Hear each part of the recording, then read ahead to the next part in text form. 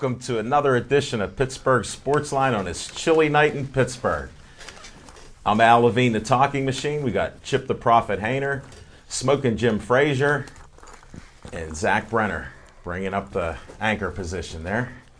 And Chip was telling us a story today, and I know a lady that watches our show. She's one of our biggest fans, Renee. We just had a shout out to you. Thanks for watching. You made Chip's day. He never had that happen. I told him that's happened regularly when I sneak into the Market District. So we'll just talk about that another time. Thanks for watching. We appreciate it. And I'm glad you're learning stuff and you knew the prophet there. So, and Smoking Jim remembers you out at SIP, so that's a good sign. Well, thanks for watching us also on Verizon 32 everywhere in the area, Comcast 7 only in Bethel Park, and on YouTube we have 271 shows. And I got to thank Cody Heyer, who was a guest. He put it out there, and we have almost 1,000 people that he reached out to that saw our show. Are we over 4,000? Just in a day. Are we over 4,000 likes? No. You know the show that we have when we have a video? Yes. 1,000 people saw it, so thank you for that. This is the technology. Zach Brenner's mic will be shut off in about 30 seconds. And we usually talk about what's on our mind, so we're going to hurry to that on this cold evening to try to get Zach in here. He's actually preparing outside. He may have to leave. He was told there's 4 to 8 inches coming here on Tuesday, so he's not in a panic mode yet, but he may have to leave because I didn't see much salt back in his truck because I was going to take some home. And Is that what you were looking for? I couldn't find much. And now we're going to do what's on our mind. Zach, what's on your mind? Well, Al Levine, the Talking Machine, I did a lot of research for today's show. Blank sheet of paper. Please cut his mic. Sorry, Smoking Jim. Somebody's got to work out there every day.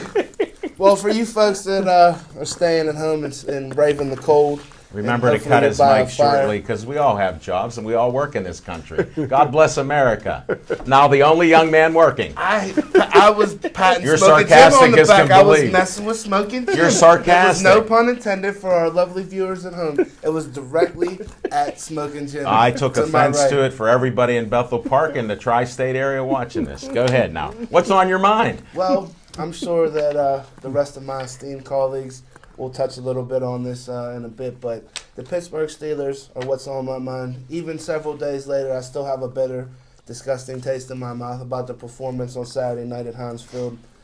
Begging the question, since there's so many issues with contracts and players that are, up for negotiation, including number 7, wink, wink, Levine. We know who the MVP was because we saw what the results on the field were Saturday night. And not having Le'Veon Bell really put that team at a huge disadvantage. With that being said, wink, wink, the team still, in my opinion, had enough talent to win that game and beat Baltimore on Saturday night. But one of the problems that I have going back and watching the game again, which I so often do, Smoking Jim, I watch a lot of film and a lot of game tape. What I have a problem with is Todd Haley's reluctance, knowing that the running game was not going to be established the way that it had been all season, why we were so reluctant to spread out and really go no huddle and really, stretch the field and put Baltimore on its heels. At no point in that game on Saturday night at Heinz Field was Baltimore ever uncomfortable or in a position where they were on the ropes. And that's what really hurt us. Not Ben's 3 turnovers because the offensive line took a step back on Saturday because Le'Veon Bell wasn't there. But I'll concede with Al Levine that Le'Veon Bell was a crucial reason why, and we don't make excuses like our coach on the south side, but I feel that Le'Veon Bell was a huge reason why we lost that game, but not the only reason. And if Todd Haley had any sense about him, we would have, stretched it out, went 5 wide, and really, let it rip and took our chances there because Ben was taking hits regardless, so I'd rather Ben, take hits. But, again, guys were dropping balls too. Heath Miller, I don't know if he's played his last game as a Pittsburgh Steeler, but, I got to laud the guy. He's one of the most undervalued players in the league at tight end. But he was dropping balls on Saturday that he normally doesn't drop. So that's what's on my mind, folks. I'm still reeling from the game on Saturday. Can't wait till spring training. Wink, wink. Have a good night. Don't cut my mic. Do we have any ophthalmologists in the house? Because somebody should check that winking with his eye there. I'm not getting it. But It's a new year. Thanks, Zach. I appreciate it. And it always boosts me up when you agree with me on the MVP of the Steelers. And with that, Smoking Jim, what's on your mind? Thanks, Al Levine, the talking machine. And if you want the green, Here it comes. you got to see Levine. My option quarterback days. Still. What's on my mind is Zach summed it up greatly. What's on my mind is the rise and fall of a great football team. And the last 2 years, Pittsburgh Steelers had an easy schedule. They blew it in 2013. But they did a nice job in 2014, finishing 11-5. But blown opportunities. If we beat the Jets and we beat Tampa Bay, Pittsburgh Steelers, the road to the Super Bowl would go through Heinz Field. Pittsburgh Steelers would have had a bye week. They got Le'Veon Bell back. And who knows where the season could have taken them. But as I look further into 2015, I think that the NFL gave Pittsburgh the most difficult schedule in 2015 I've ever seen in my life, and I think it's a very unfair schedule for the Pittsburgh Steelers.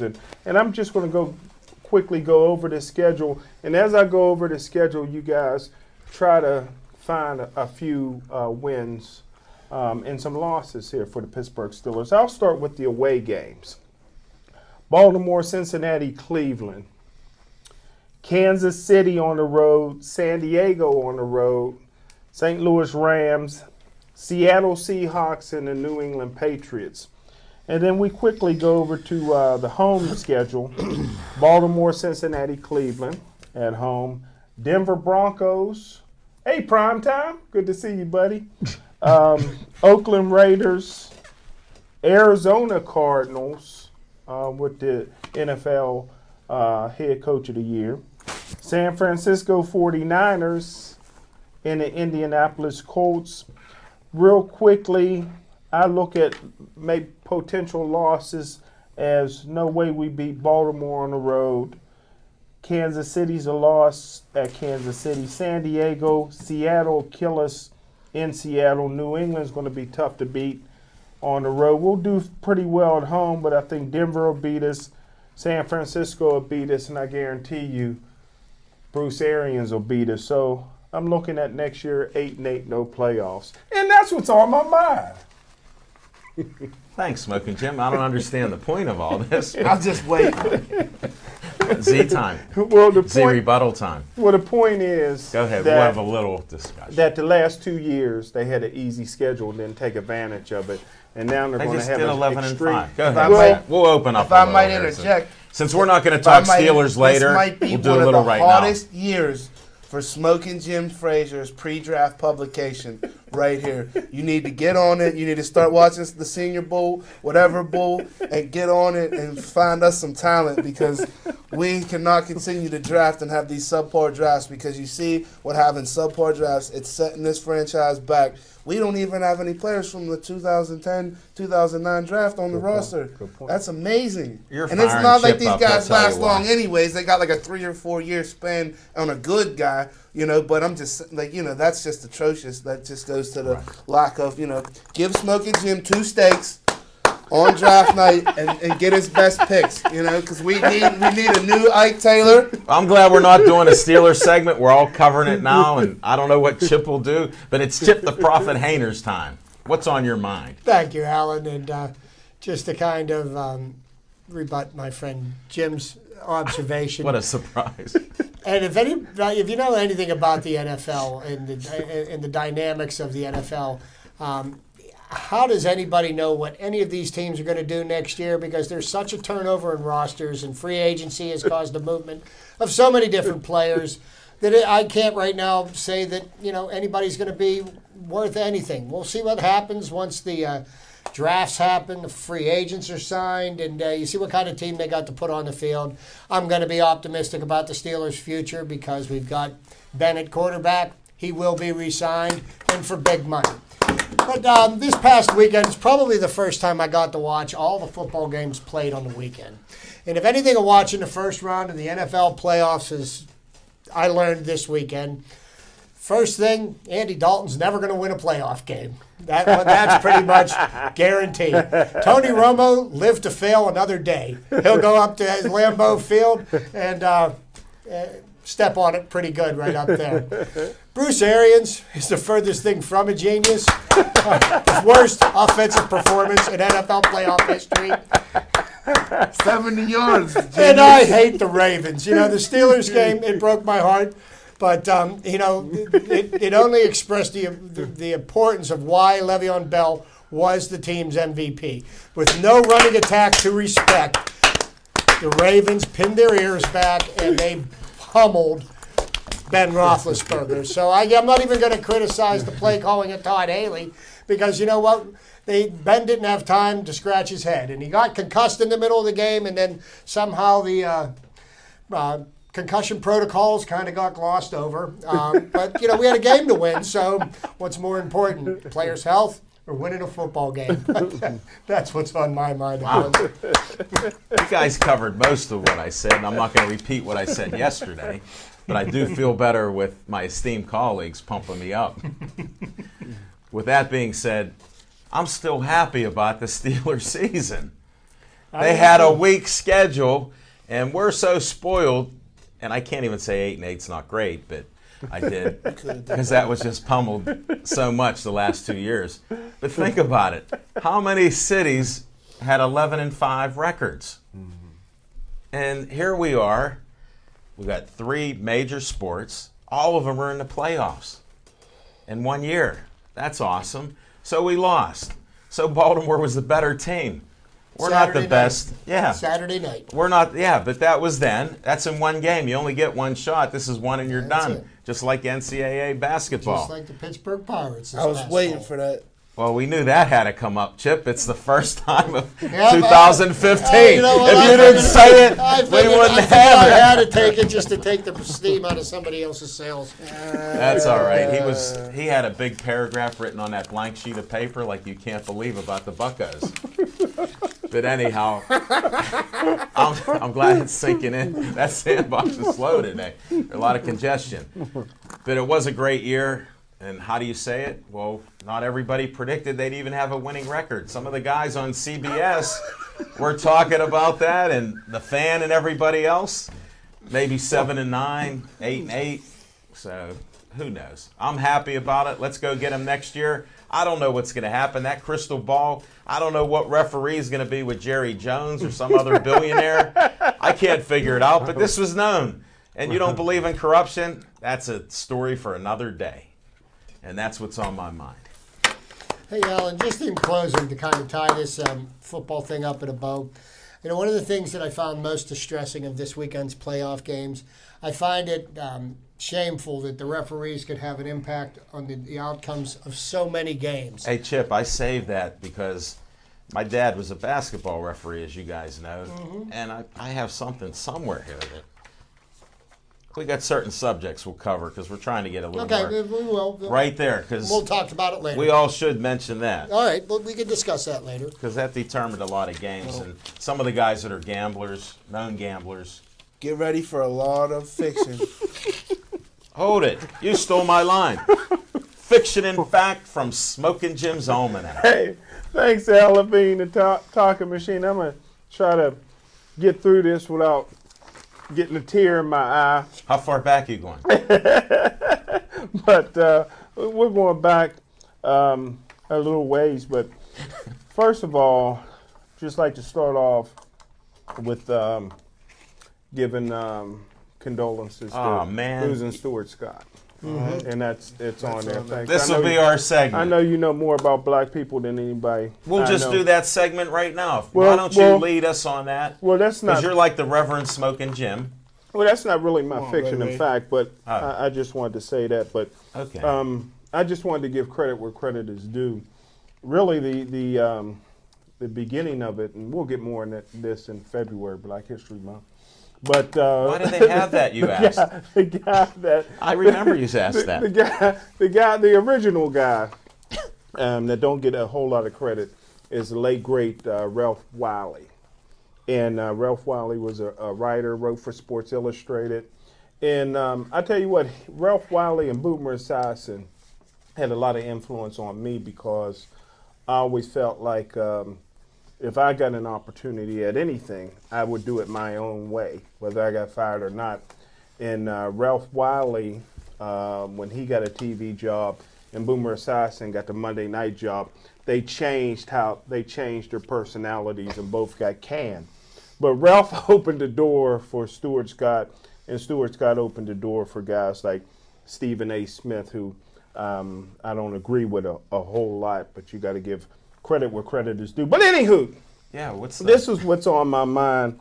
The last game, Baltimore game, which I won a lot of money. If anybody's seen the sports group that I'm in with Al, I put it out there before the game what was going to happen. So you now own 2 more houses. I own 2 more houses, and if Oregon pulls through, like I've already said, it'll be a great year.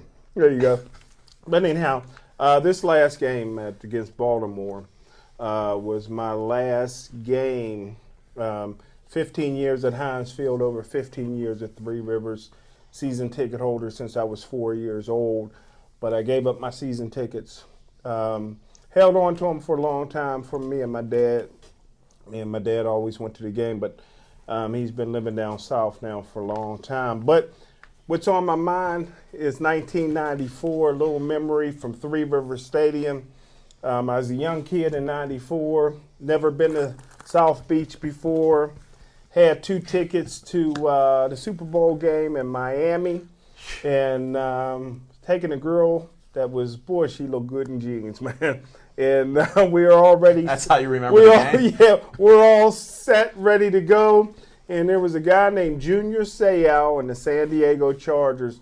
Anybody knows anything about me, and Zach said it earlier, I go back, I've watched since 1990 every Steeler game at least twice since I got a VCR in 1990.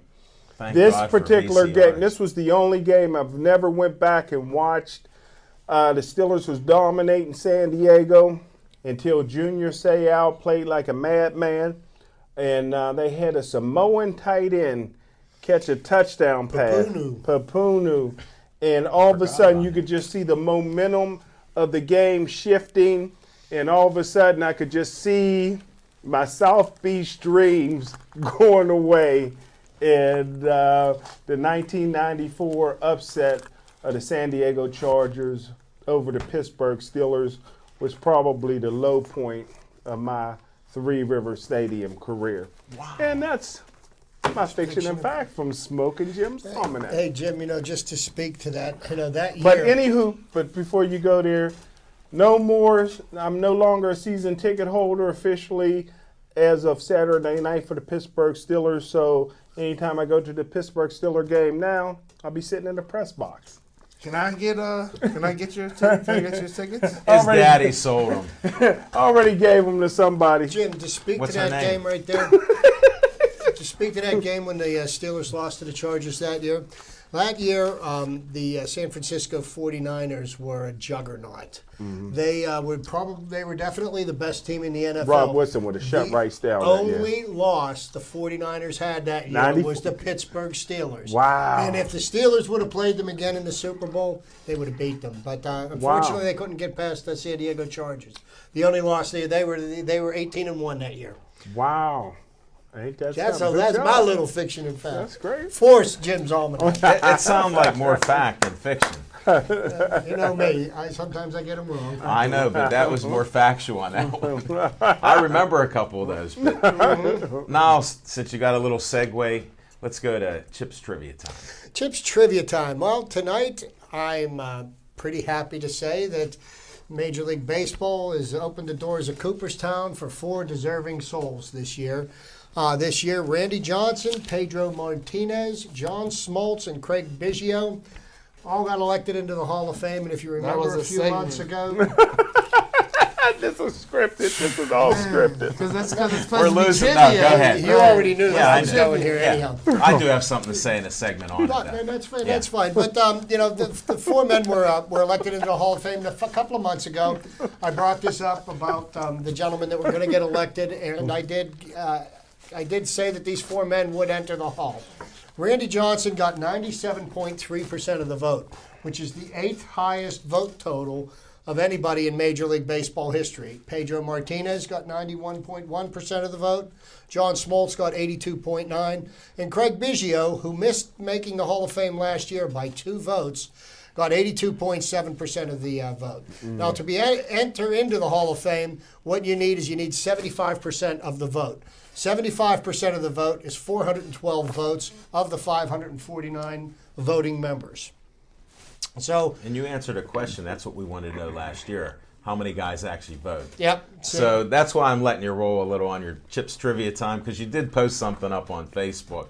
I had already written these down earlier, but that's not a problem. You did tell me that. Okay, These so- other guys are shooting for the moon. Yep. So, the two people that got close and proved their standing from last year was Mike Piazza at 69.9% of the vote. How many? 69.9, and Jeff Bagwell at 55.7% of the vote. Now, just to give you a brief gloss over of their career accomplishments, Craig Biggio, up until today, was the only hitter in the 3,000 hit club that hasn't made the Hall of Fame that's eligible to make the Hall of Fame. Now, I know Jim's going to bring up that guy from Cincinnati, but he's not eligible to be voted into the Hall of Fame because he agreed to a lifetime ban. He's a little slow today. Randy Johnson had 303 wins in his career, won 5 Cy Young Awards, won 4 of those consecutively for the Arizona Diamondbacks, and amassed 4,875 strikeouts in his career, number 2 all-time in Major League history. Pedro Martinez, even though he didn't have the 300 win total, had 219 wins and 100 losses. He won 3 Cy Young Awards. He had an amazing triple crown that he achieved in 1999. In 1999, he led the league in wins with 23 wins. He led the league in ERA with an ERA of 2.07, and he had 313 Ks, leading all statistical categories for the year. Don't think it's been done before. And John Smoltz not only was an excellent starting pitcher for the Braves that won 14 consecutive division championships, 213 wins as a starter. He also sacrificed his career statistics to be a reliever when the team needed him to be, and amassed 154 saves. So that's me down to just a couple other small points here. 2 of the people that didn't quite make it, people feel that they should be voted into the Hall of Fame, and a majority of the people that vote for the Hall of Fame don't think so. Barry Bonds ended up with 36.8% of the vote. Of 412 votes needed, he got 202. Roger Clemens got 206, and he got 37.5% of the vote. Now, it doesn't seem that they're going to get elected in anytime soon, and I think the only chance they have of making the Hall of Fame will be further on down the road when a lot of the older sports writers die and the younger ones move in. They'll get elected in as in the seniors, because you're only eligible for the Hall for 10 years after you're retired for 5 years. You become eligible. Then You're 5 eligible more for the years. next 10, and then Was it 10? and then unless you get less than 10% of the vote. Yeah. Okay. There's some exceptions. But Randy Johnson, 97.3% of the vote. Do you realize that there has never been a ball player that's got 100% of the vote to get into the Hall of Fame? The highest recipients of votes, and I find the first 2 of these, doesn't surprise me, but I find the ironic thing about them. Tom Seaver with 98.9, Nolan Ryan at 98.7. The unique thing about these 2, they started out as rookie pitchers on the 1969 amazing Mets. The Mets that were the worst team in baseball, that shocked the world by beating the Baltimore Orioles for the World Series that year. I find it interesting that they were rookies in the same year, and they both entered the Hall of Fame. Cal Ripken Jr. was number 3 with 98.5. Ty Cobb got 98.2% of the vote. And anybody would have thought he would be a first ballot unanimous. George Brett at 98.2. The true home run champion, Hank Aaron at 97.8. Finally a brother in the top. Tony Gwynn at 97.6, and Randy Johnson, number 8, at 97.3. Wow. But that's my trivia for you this week. Congratulations to this year's Hall of Fame honorees. They'll be enshrined in Cooperstown this summer. Derek Jeter better not beat them guys out. Hey, you know what? He's Derek the Jeter he very might get easily 100%. could be the first ball player to get 100% of the vote. Overrated. And that's why he's a sports writer, folks, not of baseball. Thanks, Chip. Appreciate it. Now we'll go to Z time. What could be on Z time? I'll pass you some cards so you can steal something. Yes. Would you like to talk about that? Or this? Or that? Or this? Or that? Hey, just slide them down. No. I'll knock 'em off. No, I can't see you're them? done. You're banned right. this year because we're going to do segments. Dave Cable said you didn't win an award because you can't follow orders on air. Oh, okay. All right, Dave. If that's the criteria, well, we'll talk about. See how he's cheating in class? We can talk about it. Everybody that was in his school, and he missed by one vote, we found out, because he was cheating off of your papers. Look at that right eye. Wink, Close wink. your notebook. You got it. That's what I was getting to. Here. I'm strong in the new year. You knocked that one out of the park.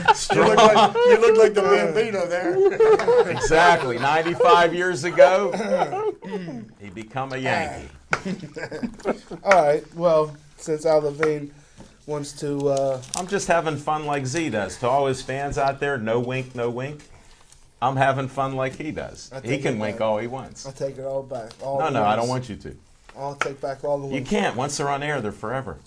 Well, I think that touching on we can touch on the NFL referees. I mean, in any sport at any level, whenever there's a human element, it's gonna come with errors. One human might see something differently than another, so that's always gonna have to be something that's gonna have to be taken into account. But what baffles me most now is with the introduction of instant replay in so many sports and the great angles and HD TV and the best quality picture that anybody's ever seen in your guys' lifetime, let alone mine.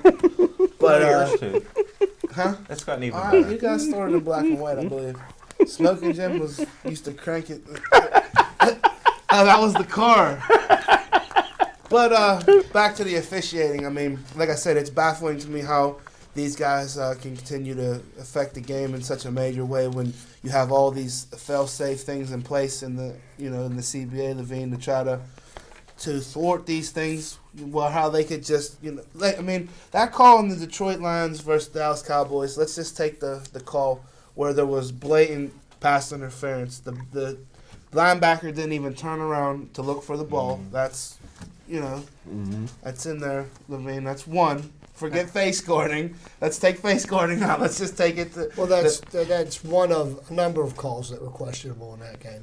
So, but on the same play though, there's potentially offensive pass interference.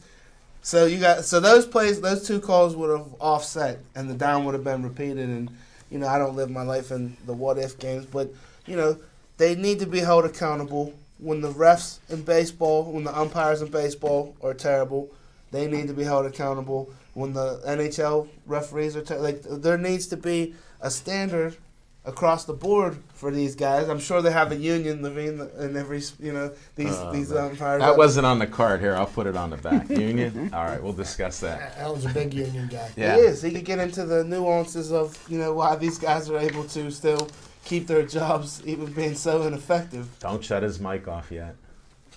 He still has a job here.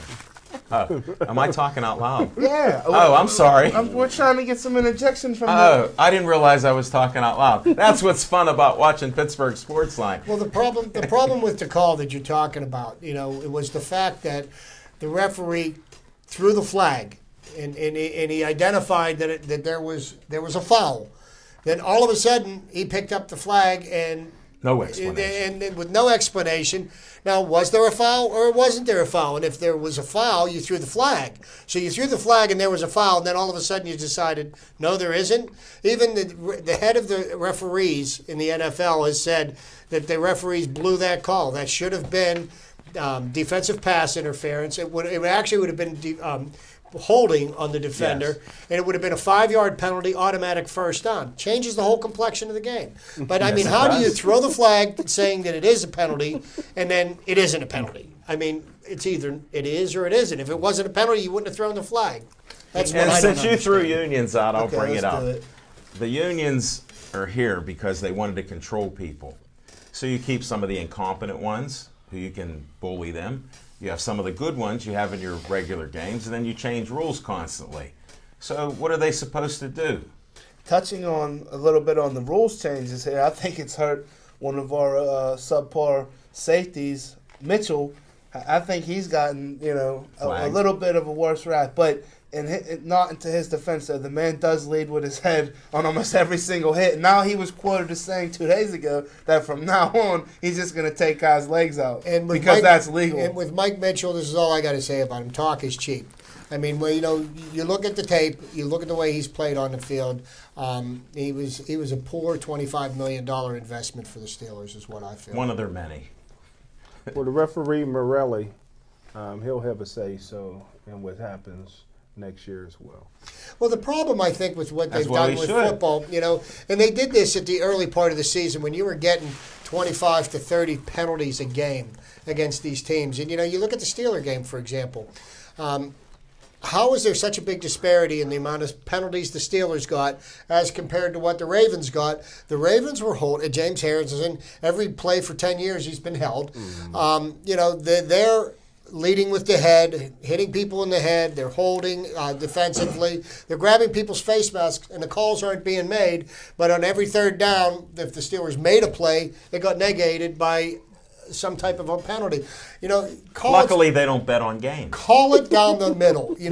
How could one team have so many more penalties than You know another? what, There's though? something On wrong Saturday with that. night, Chip, over at Hinesfield, there was third downs where, it had nothing to do with a penalty, man. They were unable to just Get off come on third down correct. the whole game. You're They made absolutely Joe right. Flacco look a heck of a lot better than I truly believe he is. And that's on what Saturday. parity in the NFL does. A guy that's overachieving a little bit, and you got a team that's underachieving and trying to sabotage themselves on their play calling and how they run the team.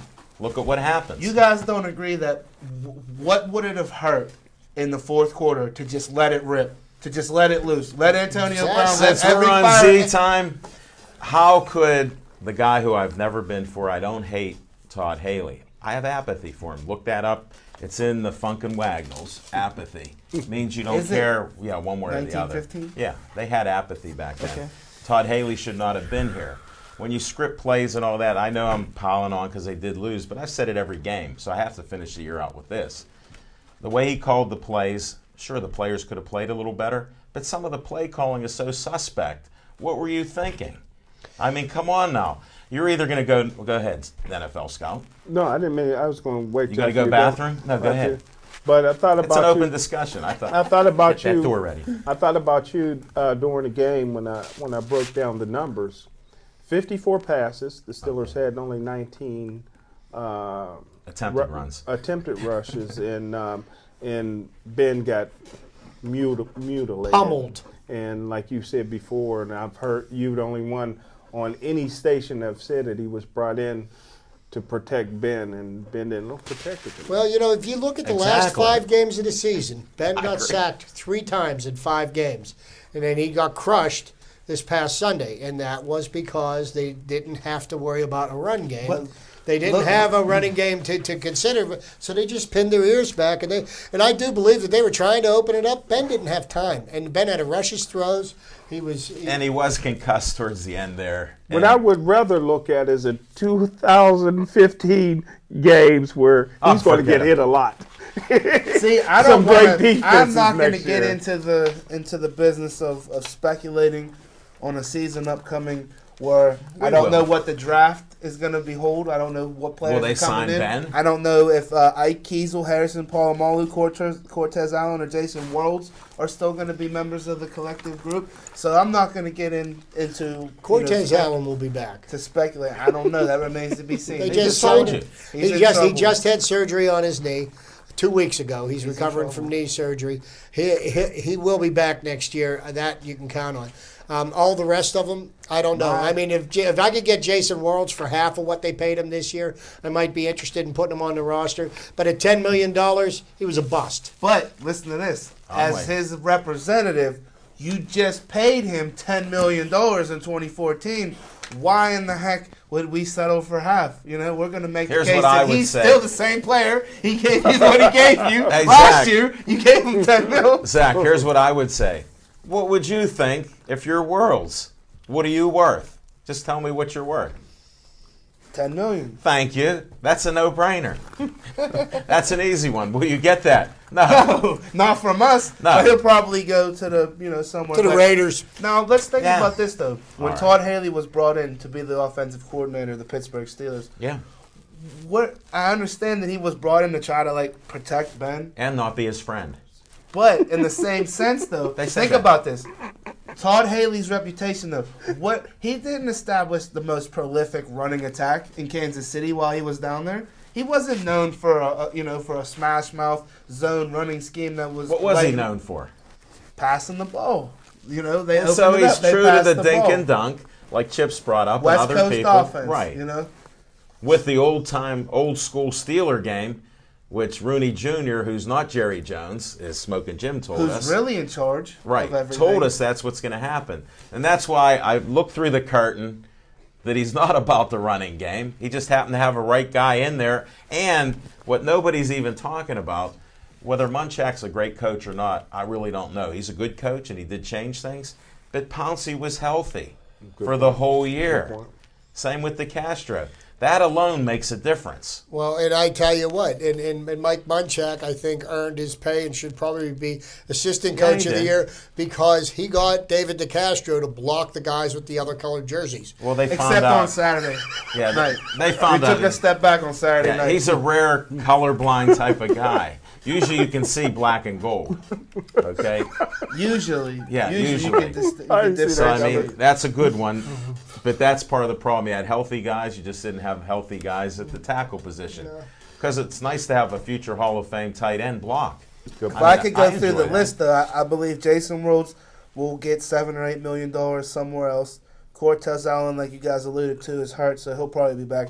I believe we've seen the end of Troy Polamalu. I don't think he's going to play for anybody His else. wife wants I him think to he's quit. done. No, and His I body's think, done. No, and I think that actually the Steelers were playing a better brand of defense when Will Allen was playing the safety position the last 2 or 3 games. of the 3 season. games. See, but I mean, Troy. I think it looks.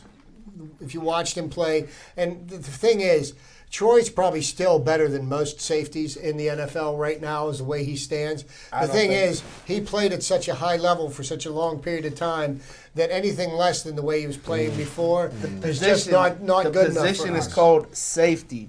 Safety. Like the game is over for him now. All he can do is come up. He was a hybrid, He does not though. possess the speed anymore and the coverage ability. He will get smoked down the field with Ike Taylor. Them two combined on one guy will get burned together. They'll both be chasing. Well, if you and don't Jarvis have the Jones. speed- So now you got 3 players in pursuit, all that you know that can run, but they'll be chasing. But my thing on Jarvis Jones is this was his second year. For most of it, he had an injured thumb. I mean, my thumb hurts every day. I knew and it would I still come go out up. there and play. So how you can barely tackle good anyway. So what Hold does it. your thumb look Time like? out Put a before we cast end on this. it and let's go out there and Time wrap out. up. Before we end this, on wherever we're rambling, because I have all these segments, somehow we lost them. How did you hurt your thumb? Playing football. And I rest my case. Smoking Jim, this is your segment. Thank you, sir. You can give us a moment there about that, because I'll go to On Location since you mentioned it.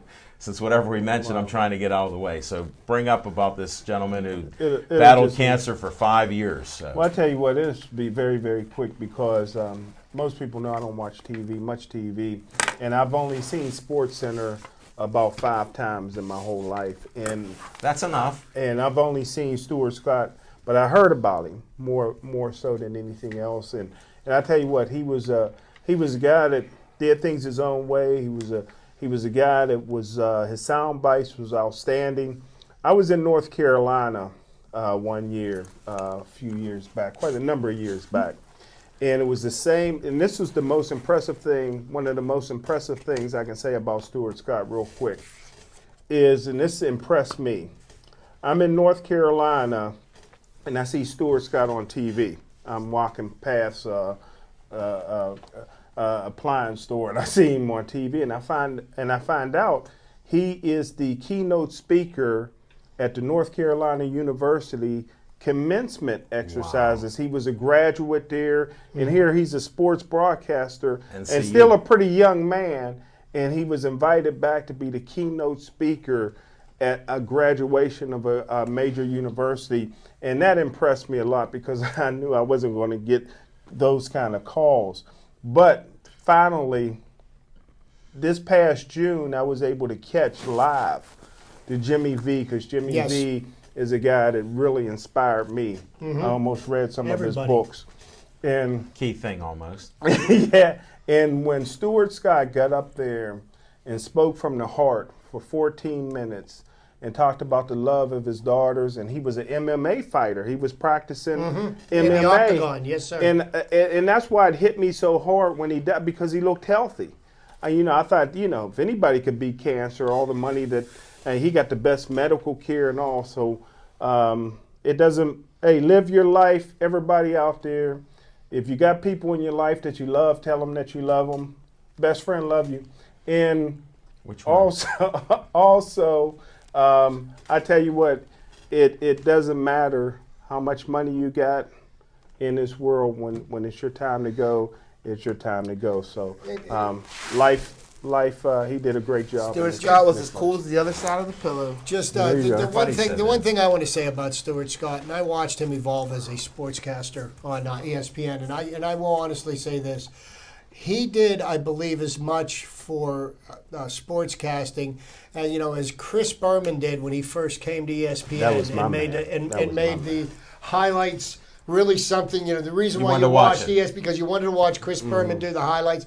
Well, as much as Chris Berman did for ESPN, I believe Stuart Scott did equally as much and was equally as much of an icon. And but the dynamic duo was Rich Eisen and Stuart Scott. That was the 1-2 combination. And Rich Eisen is now on the NFL Network, right? And he got all choked up. Until he cried. I didn't even know they was together. Stuart Scott did it for 21 years.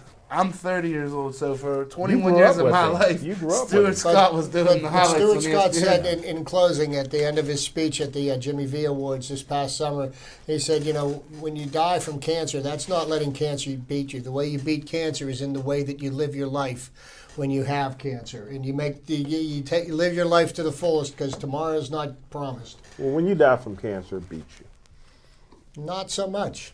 I mean, look at how many people he's inspired with the way he lived with cancer. Smoking Jim, I'm just glad you're not in the hospital. Listen, let's have a moment of silence. If you come to Bethel Park and you take exception to this guy, we'll just have a moment of silence, because these guys can go on and on. For a great guy that I listen to with my son a lot of times too, and I just respected his opinions. I didn't always agree with them, so may rest in peace. Stu.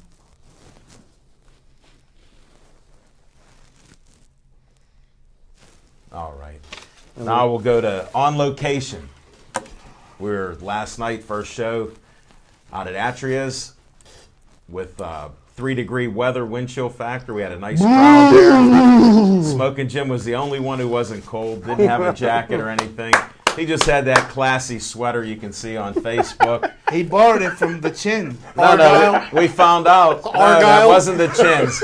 If you notice at Atria's, it was a Coogee. It says 1930. We're starting to hone in on when he was born. We're narrowing it down, folks. He was around during Prohibition. Mario Tempest, who just come out of the hospital, that should have cheered you up a little. We're getting close to his undisclosed age. I don't know how close, but we're getting there. We had a lot of fun. We had some great guests there, from somebody that interviewed Zach Brenner, Jennifer Lee, life coach, Jennifer Hain. She was on there, a great guest. Oh, that's a great Cody interview. Heyer. We had a couple surprises. I want to give a shout out to a 14-year-old girl who beat an undefeated fighter, Catherine Bateman. Just a great guest. And the best part, Smoking Jim, he called her champ, That was her first fight, and she's from KO. Right. Signed with her parents. Go KO, because he said nobody ever won anything there. All of you ex-KO guys. I just ran into a friend of mine at the store, Bruce Austin. He actually graduated with me in 1974 and played at Penn State. Really? Yeah, very good ball player. Check him out. He lives in Football? Upper St. Clair right now. Yes, Oh, sir. that's great. Yep. Yeah. Remember a guy named Mad Stork that used to play for the Dolphins? Yeah. His type of play was just like that. He blocked punts, Really? defensive end, tough guy. So he played with Matsui and those guys. Yes, he back in the did. day. So, But my ahead. dad still talks about the basketball twins from KO. So my dad's a those big are the fan of Werner those. brothers. Yeah. Both personal friends of mine. John Werner's the older one. Had a nice career at Duquesne. Jeff Werner was 6'11" in 8th grade. Wow. I was only about 5'7", 5'8" at the time. We were best friends all through high school. I got up to the towering height of 6 foot tall. Hey, I got Wow. some fiction and fact for you. These gentlemen. are all facts. Has anybody in your neighborhood won the Super Bowl? Yeah. Not that I know of. I'll have to check that. So, Charlie Batch, he can't live on his coattails forever. Come on now. He would have Also, the moved guy out. from San Francisco, the running back from Pitt. Walker. Well, I have a late-breaking announcement that Atria's got a hold of me right before we left. We're supposed to do a show on the 19th. That got canceled. We'll be there on the 21st, and I'll have flyers and promote that. That'll be Wednesday the 21st. So we'll be doing our show at Atria's there. Then, Hump day. yeah, we're back. Yeah, that's a good day for Smoking Jim and his BFF. Mike. And then at Duke's Rib House and Grill, we'll be there next week. And we got a special segment. It's a boxing segment. Jose Carabella, the Puerto Rican Prince, is bringing 5 women boxers, his son, and his other boxers out of his gym. Oh, So that's he'll gonna be be there. great. We got a few other guests that have to confirm. So it's going to be a fun night there. So check that out. And Smoking Jim, I want to give some credit to him. I loved it. He didn't know what was on this sandwich. Man, Did there he wasn't ate it? anything left on that plate. It's a better performance. The Taco Machine Big Mouth Burger got destroyed. It did. It But got lit up. I wouldn't have been able to do it without you because you took the first bite and I seen all that drip. It'd have dripped all over me if I didn't see you, so I knew to hold it over my plate. I know you did. It's a messy burger. But, Oh, it was so good. One of the best I ever had. and that's what we have. Now we have some segments, and Zach likes to steal my thunder. Chip couldn't help himself because I already knew what happened, so I didn't set you up to fail. You did great. Because I also had the Hall of Fame stuff just to get there in Piazza. Okay. I put that there just in case you didn't cover it because I thought you were going to have a lot of trivia on that. Piazza No, made it? you know what? He missed no, it. he missed. He missed. Fine. But you know, when I kind of communicated with Al this afternoon and alluded to No-brainer. what was possibly gonna be on the trivia tonight. But yeah, I thought it was important when we did the Hall of Fame stuff. You know, like the first question I had. Okay, you got 80. How many guys vote? You know, and I did some digging and I found out. I'm glad how you many did because votes that does was it my take to first win? question I was going to ask you, not who got in or how many. Yeah, but it is important to know. But you know, the guys are well deserved, and you know, and you know, getting into the Hall of Fame, and a lot of times, it's a popularity contest. You know, and Like if, MVPs. you know, just. You know, if you want to get in Jim's Hall of Fame, buy him a steak dinner. All right, Or enough be of- a beautiful looking den. Well, that doesn't always work because he got a whole stable there. All right, now another thing. We'll do another segment here. Just hit this segment here. We're trying to get these segments straightened out. Quack, quack. College. Is the Tiger here? Is this prime time? What name do we? Can you get a close up? Yeah, it's. We're gonna talk Oregon and Ohio State. I'm not gonna go too deep in it, but Oregon will win. Because I am not an Ohio State fan, I'm going to agree with that. But here's the thing I find most amusing. You know, we had the first year of the college playoffs, so the top 4 teams got to go, and Ohio State upset number 1 ranked Alabama. Didn't see that coming. They did No. it with a 3rd-string quarterback, and they beat them pretty handily. You know, that goes without saying. Florida State got crushed. And I mean, literally crushed. I mean, Oregon just ran all over them. The thing I find so amusing is out of people that post on Facebook, I kind of chuckle at a lot of the things that I read. But it's funny how in the last week I've seen more people that said that they've always been Oregon fans, but yet have never heard a peep out of them or a quack all year long. But now everybody's an Oregon fan. But I'm an Oregon fan for the championship game. I want to see them beat Ohio State. If I might interject, You wanna real interject? fast on Ohio State, though. Okay. This isn't like pro football, Chip. The third string quarterback in college football, it was the 2013 number one Ohio State Player of the Year, or whatever, potentially. Right, so they're quality. it's not like And college. They're all number one yeah, picks. you should have You also have 100 kids on correct. there. Correct. Now you got a red shirt, blue chip guy. You got two times the amount of players than they have on an NFL roster. Yeah, so Well, the right. third string quarterback for our good buddy over there, Urban Meyer, is not the third string quarterback of your Arizona Well, quarterback. you heard this here first. Braxton Miller never play another down at Ohio State. Yeah, he's already looking for a way out. What he should do, and I suggest, is he go by way of Come to Russell Wilson. If he got his degree, he can go and graduate and play at another school. And be eligible next year. And this Yes. second team quarterback that got hurt, he ought to be a gimmick because his third string quarterback is the real deal. But I will say this: I've been saying all year long that the SEC was weak this year, and it was proven out.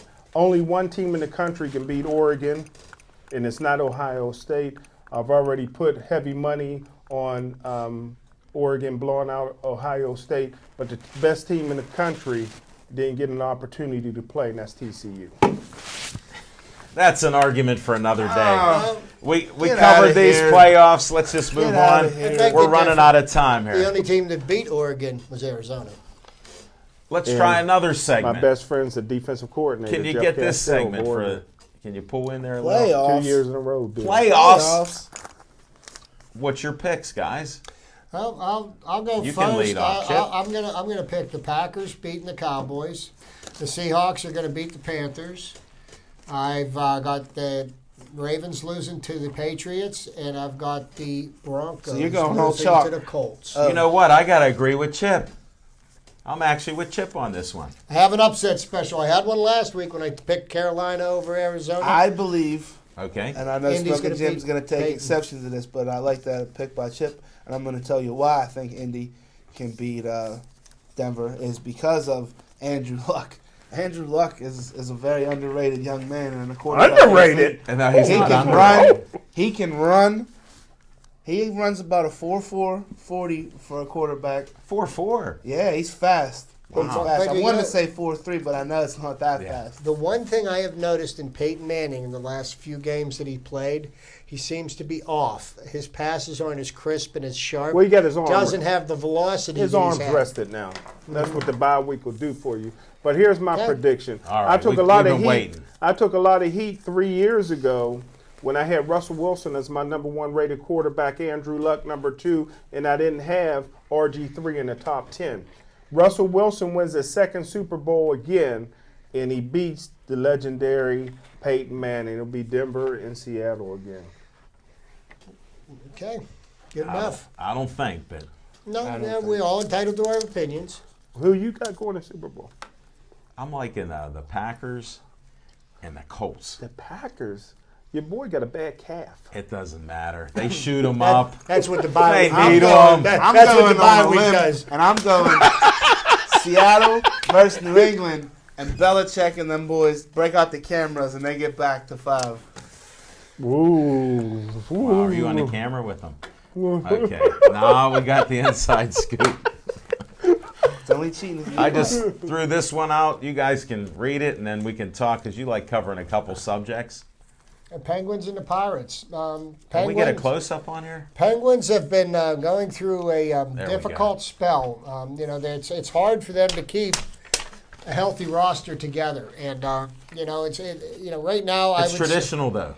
Or score goals. And this is the way I feel about the Penguins right now. Right now, the Penguins team as it sits, I believe they're going to be a first-round exit in the playoffs. They're going to make the playoffs. I don't think they're going to go very far in them.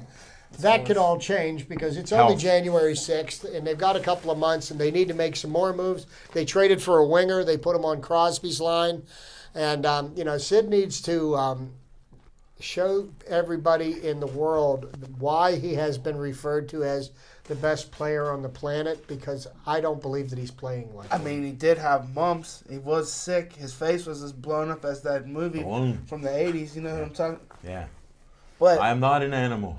But the promising thing is that Marc-Andre Fleury, the goaltender for the Pittsburgh Penguins, number 29, so far the MVP through however many games we were this season. I don't think we're at the All-Star break yet, are we? No. No, We're that not doesn't at the happen All-Star until break. February. Yeah. So Marc-Andre Fleury still playing After strong. the Super Bowl. What we need is to just, continue to, build some consistency with the defense, get that offense healthy. I mean, you can't. Pascal Dupuis went down for the season. I mean, there's just some guys that you just can't replace. What I like to see is Malkin and Craig Adams fighting in practice. And Craig Adams leaving with a bloody mouth. That's what I like to see. I 'cause posted that just that. makes me feel good. Did you see that on Pittsburgh Sportsline? Them I Russians did. can fight, It boy. may make you feel good, and it may be funny and all, but the last thing in the world you need one of your superstars doing is fighting a teammate, potentially injuring himself, not being able to be there for the rest of the team. He needs to make better decisions, I believe. Well, I don't think they're going to change him at this stage of his career. No matter what coach has him, he seems like another one of the prima donna elite players. And hockey's full Russian. of that. Oh, yeah, they are. Whoa, Russian, it doesn't matter. Canadian, a lot of the Canadians, they're like that. It happens all the I time. say Russian because look what you can put Malkin in the same category as Ovechkin. Just Ovechkin comes from a different part of Russia, so he got a different kind of swag about him. Malkin's Is more that of a like farm. is that like farm- Monroeville and Homestead? Nah, Monroe, I mean, they got different swags.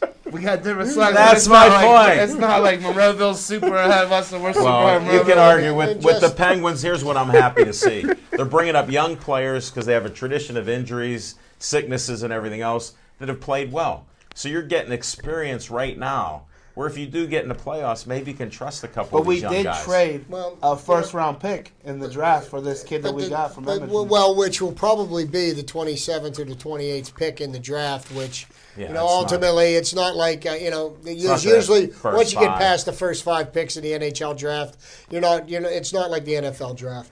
But, No, it can't be. They don't. I pull from that think many really players. what the Penguins need more than anything else is to get their superstars to start playing like superstars instead of playing as role players. And not to do it in practice. Put that toughness out there. Go attack one of the other goons on the other teams and get knocked out. That cures the Mad Russian. And now we'll go to the Pirates. When is spring training? That's We a have good 48 question. days or How many Spring days? training, second week of February, the pitchers and catchers will report. And there's really not much to report with what's going on just with wanted the to get Pirates the right interest now. going. There's still some questions that need to be answered. Are the Pirates going to extend Neil Walker? Are we going to sign this young man from Korea, the shortstop that we won the rights to 5 point draft? some million? Last Ward was coming out of retirement. Not yet. Kim Jong-un. No, but the Pirates, I think what they've done is they've done a good job at stocking the shelves. They've addressed all of the needs they were deficient in. I believe Gregory Polanco will have his breakout year this year, and will show everybody why he is the right fielder of the future. I think we're real strong in the outfield, and even Travis Snyder is a backup. I think it's a quality backup. I think he's earned his position there.